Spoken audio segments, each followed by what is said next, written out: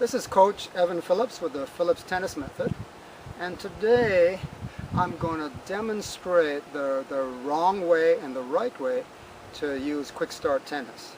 And I have my student Misa, who is one of the leading 9-year-old players in the Southwest, and she's going to be my little guinea pig, and she's going to show the wrong way to do quick start, and I'll show the way that I believe is the correct way to teach young kids with the quick start balls, with the softer balls. So let's take a look at it.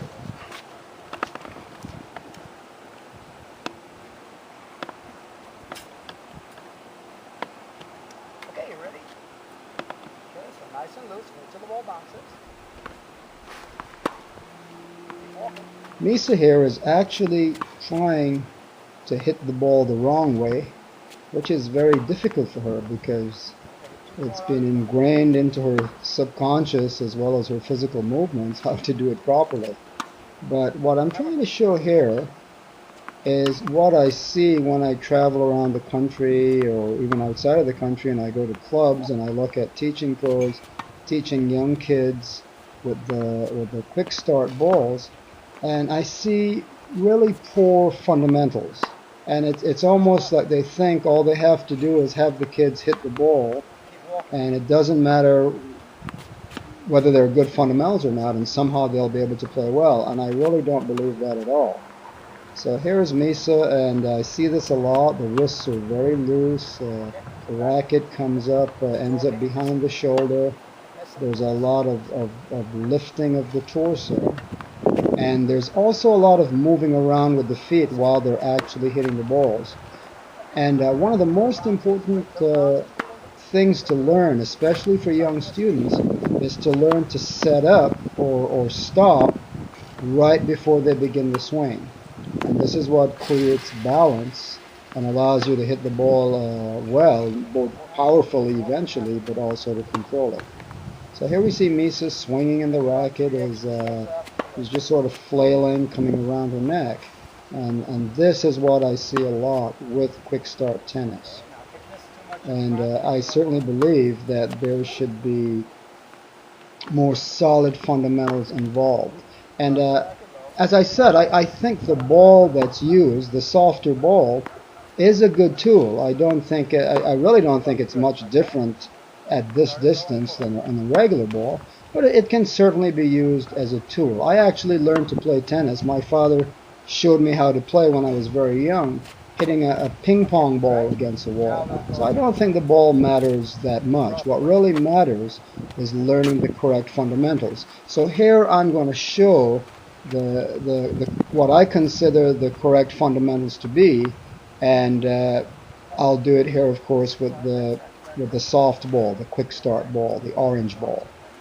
So here I have Misa with the racket back, and she's going to step into the ball so that her body weight is going to go forward as the racket comes forward. And I think this is one of the most important things to teach young kids when they're learning to play. I've been to several professional tournaments over the last year, and I see so many of the tour players working really hard to get their body weight into the shots.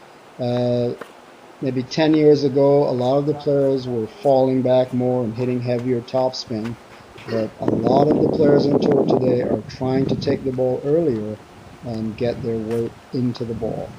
So here we'll see Misa hitting a few forehands. Her racket goes back early, she steps into the ball, and her weight goes forward.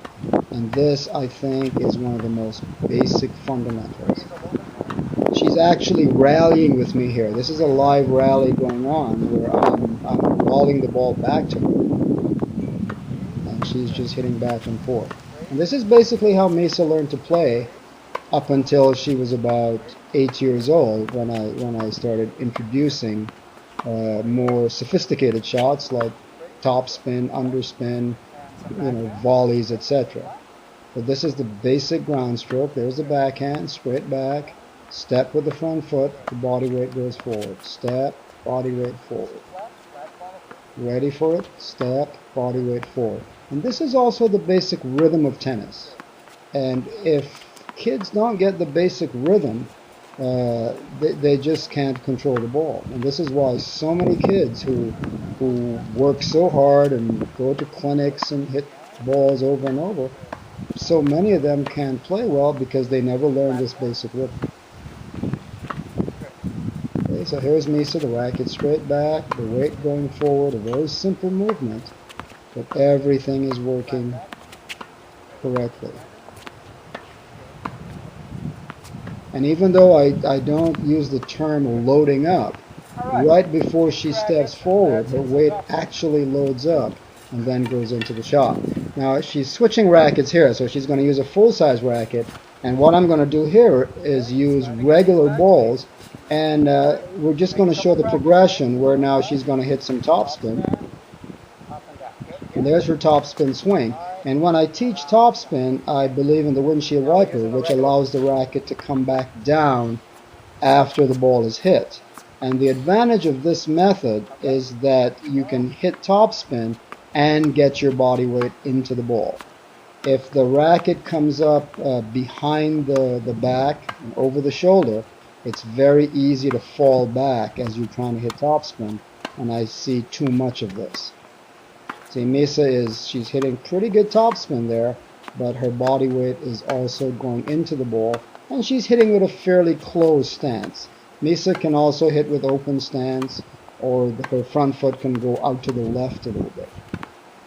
But she's very comfortable doing this, and even at her age, she's just over 9 years old, and she's capable of rallying a ball anywhere from 50 to 100 times without making an error. So she has excellent control over the ball, and as she grows and gets better, as she gets stronger, she'll simply move faster and hit the ball harder. But there's no hurry for that at this stage. And she's hitting some backhands there. And on the topspin backhand, which we're working on right now, I believe in coming across more as opposed to coming straight up and pulling the racket behind the back. And again, I do it for the same reason. When young players come up, they tend to stand up on it and fall back instead of getting the weight into it. Okay, up to it. And one more. Good. Come on, man. Okay, so there we had Misa, and in the beginning I was using the orange ball, the quick start ball.